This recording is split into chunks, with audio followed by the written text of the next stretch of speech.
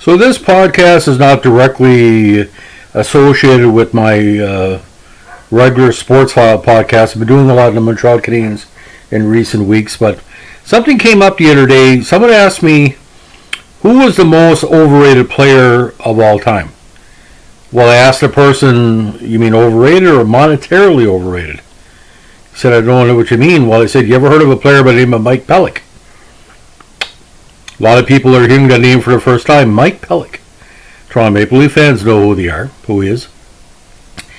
My godfather, Len Levine, during an alumni game after Pelyk retired, was I think Toronto in combination alumni versus the Habs alumni, was in the penalty box at the old Memorial Gardens.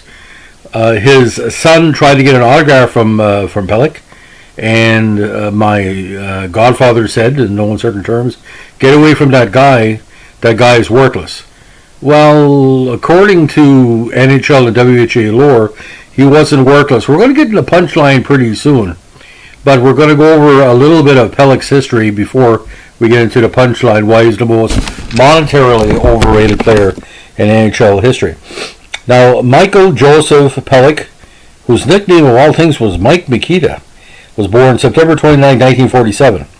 Now, he came from the great community of Etobicoke, and as a retired professional hockey player, he used to average 70-80 games a season.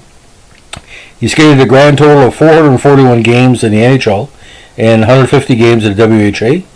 Besides the Maple Leafs, which was the main, obviously, NHL team, he played with the Vancouver Blazers and the Cincinnati Stingers.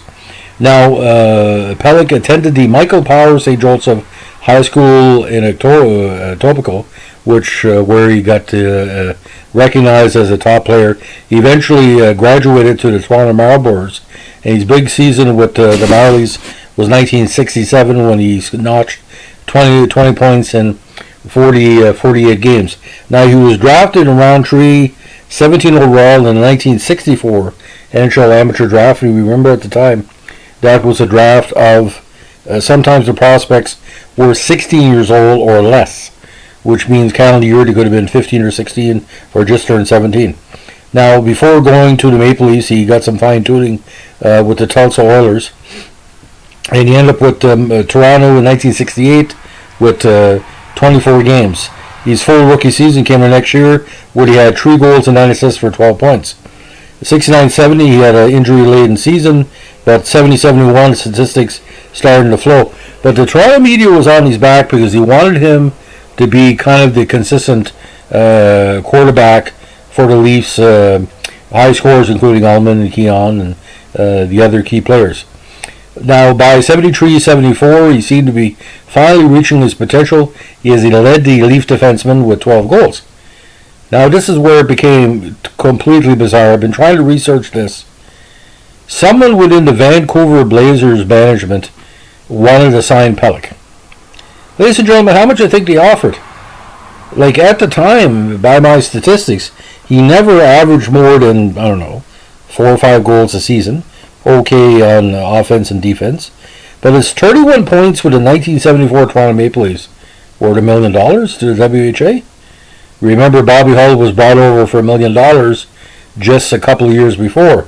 The former Philadelphia Blazers, who moved to Vancouver, offered Pelyk $1 million contract to sign with the WHA. Of course, what did Pelyk say? He bolted from the Leafs and signed with the Blazers.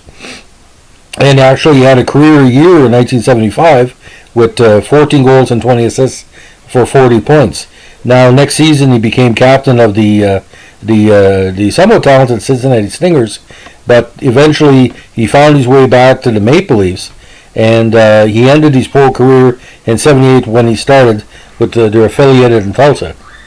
But, ladies and gentlemen, you got to understand, if Yvonne Cormier was only making $225,000 a year, Guilford was making $400,000. Sure, that's $1 million contract, but to offer, this would be comparable to offering the number 4 defenseman on the current Maple Leafs $37 million a season. $1 million contract back then was worth $37 million now, because most times it was guaranteed because they put up the money out front. There's no way in the world of any game I saw Mike Pelyk play which was quite often, that he was worth $1 million in a multi-year contract. He was worth maybe $100,000. But where in the hell would you get the $1 million? Like, ladies and gentlemen, you got to understand, there was a lot of unsigned great defensemen in the NHL in the mid-'70s who could have went for, I don't know, one of the Chicago Blackhawks. Like, I think Guy Lapointe or Robinson would have easily taken $1 million if the contract wasn't sorted out with Pelyk and, the Molsons.